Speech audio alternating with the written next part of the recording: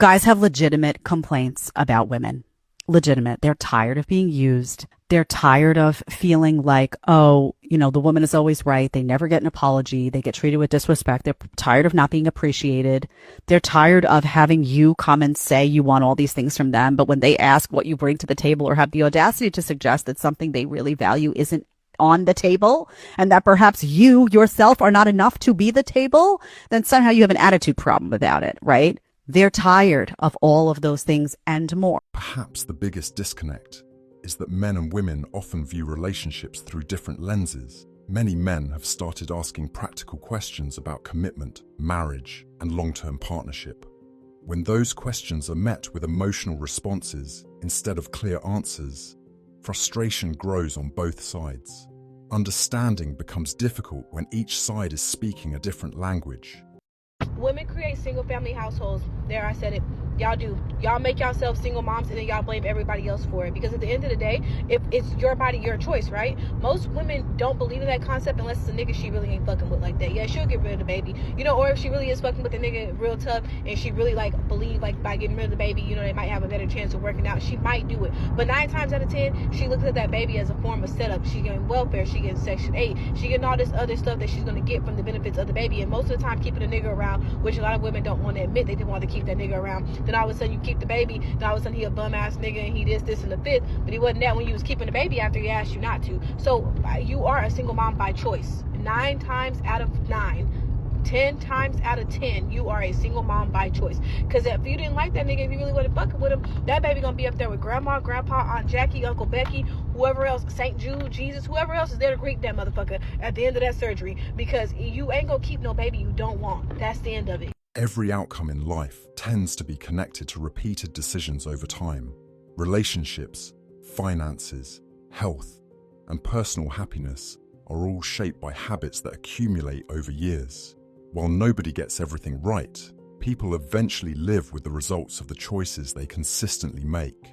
That's true whether those results are positive or negative.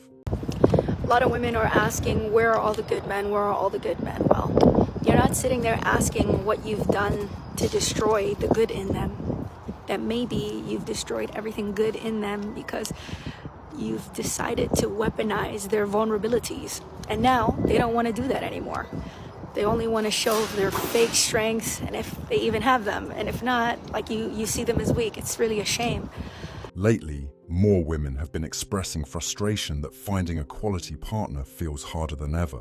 What many are discovering is that the dating market has changed, and the men they expected to be available are no longer participating the way they once did. Instead of chasing relationships at any cost, many men are choosing peace, stability, and personal fulfillment. That shift is creating a reality that some people never expected to face. Here y'all are at 45, 50, talking about where the good men at. They were back then 20 years ago. You said he was lame. You said he was boring. You said that you were too lit to be settled down. You were going through your whole phase. Remember that? So yeah, a lot of y'all have already missed that boat, baby girls. Or should I say baby grandmas? Cause a lot of y'all are way too damn old to be in these type of situations. And then y'all are seeking this advice from women who are still in the streets, who still don't have nothing figured out but her damn self. The difficult truth is that time changes everyone's position in the dating market. The advantages people enjoy in their 20s are not always the same advantages they have later in life. Many women are realizing that the attention they once received automatically now has to be earned through qualities that go beyond appearance. The rules eventually catch up to everyone. Do you think most women actually like men? No, I'm glad that you mentioned that in the book. Another ugly truth that guys need to get through their head. Most women don't like you guys. They just don't. A majority of women do not like a majority of men. However, a majority of men absolutely like a majority of women. And that creates obviously an imbalance. And I would argue that, back to our discussion earlier with feminism, since most women naturally already don't like most men, with technology, women entering the workforce, education, all this other stuff, them being able to provide for themselves essentially in a modernized society where they don't need men, it makes it even worse for men because now they really don't like you and they don't have to deal with you. It used to be a woman would deal with a guy because she wanted to get married, have kids, whatever, she needed him, so she would be willing to deal with a more average guy. Now they make their own money and everything else like that. Now they really don't need men. They never liked us that much anyway, right? And I want to be clear because some people might say, oh, Myron, what do you mean? I am being a bit hyperbolic, but what I'm saying is this. It's not that they necessarily hate you guys, but it's you guys are invisible to them. One reason dating feels harder for some women is because expectations and reality don't always align.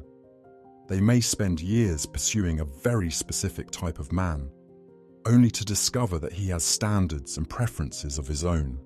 Rejection is difficult for everyone, but it becomes even harder when someone has never prepared themselves for it. The market does not negotiate with expectations. Why do you think dating is hard? Because of social media.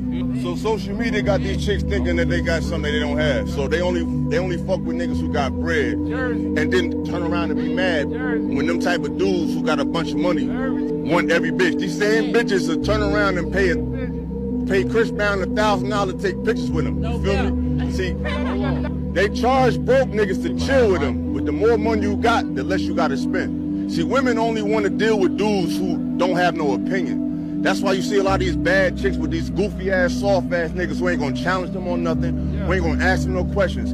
Any man that got his own shit taken care of, don't need their money, don't need their pussy. They don't want to deal with a nigga like that.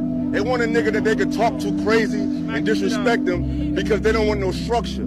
They scared of real men, you feel me? Because a real man ain't gonna let them talk crazy and do all that goofy, dumb shit. Men have standards too, even if society often discourages them from expressing those standards openly. Most people evaluate potential partners based on character, lifestyle, values, and past decisions. Whether people agree with those standards is irrelevant. Everyone is free to choose what they want. Respecting that reality makes life much easier. Women are terrible people when they have the leverage. They are terrible fucking people. They treat you like shit. They emasculate you. They make you do things for sexual access. You probably know exactly what I'm talking about. I don't mean to put you on blast. But every single guy in here has probably been through this bullshit with a woman before where if she feels like she's better than you or she has more sexual market value than you do and she feels like she's doing you a favor, she's going to let you, number one, know that, and then she's going to make your life miserable. And then on the part 3 is going to be she's going to cheat on you and not feel bad about it because she's like, oh, I could do better. So a lot of the guardrails that kept women away from doing stupid shit, they're gone. Shame, religion, the family, institution, patriarchy, all these things have been absolutely destroyed thanks to feminism because in order for feminism to thrive, we must remove institutions that keep women in check. And since these institutions are basically gone, women feel like they can do anything, and they don't feel guilty about it because we have we have like music, we have a culture that tells women, know your worth, you do what you want. There's no such thing as, you know, we're gonna go against slut shaming, we're gonna have a slut walk. So know that all these things are out there against you, and if you don't increase your sexual market value, you're gonna pay the price for it. The reason why I know this shit is because I've been in your shoes. I've been played by girls. I've been shit on by girls. I've been denied. I've been rejected. Like this wisdom comes from a lot of fucking else. Financial success can certainly improve someone's life, but it does not automatically guarantee relationship success. Money can solve many problems, but it cannot replace cooperation, respect, attraction, or compatibility. Some people discover this lesson much later than they expected. A paycheck may improve your lifestyle, but it cannot negotiate genuine desire. What I'm basically telling men to do is be extremely selective with women. And here's the thing, women are extremely selective with us. Women are pickier now than ever before. You know, but I find it interesting when I tell guys to practice the same thing, that comes with a problem. It kind of speaks to the point I've been making forever. Men can't have standards, but women can. Women can demand excellence, but men can't. You know, if a man criticizes a woman for not doing her part, he's a misogynist. If a woman criticizes a man for not doing his part, she knows her worth. There's a wild double standard that just isn't acceptable. The reality is that men also evaluate relationships through the lens of value and compatibility.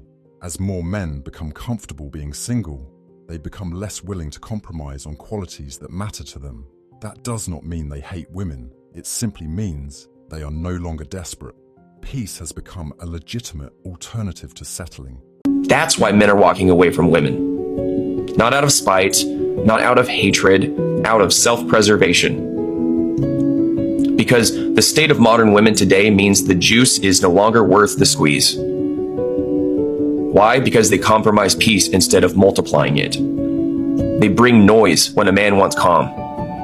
They bring conflict when a man wants clarity. And for men in their 30s and beyond, peace is the empire worth defending. Let's talk about the state of modern women. They've been shaped by culture, by social media, by a system that feeds them endless attention they were never supposed to have. And what does that attention create? Inflated egos, unrealistic expectations, endless insecurity. A woman today is flooded with more validation in a single day, than her grandmother got in an entire lifetime. The complaints will likely continue, but so will the shift in behavior. More men are prioritizing peace, freedom, and personal growth over relationships that do not add value to their lives. They are not angry, bitter, or seeking revenge. They have simply learned that walking away from chaos is often the easiest path to peace. If the message hit, like, comment, and subscribe. Thanks so much for watching, and I'll see you in the next video.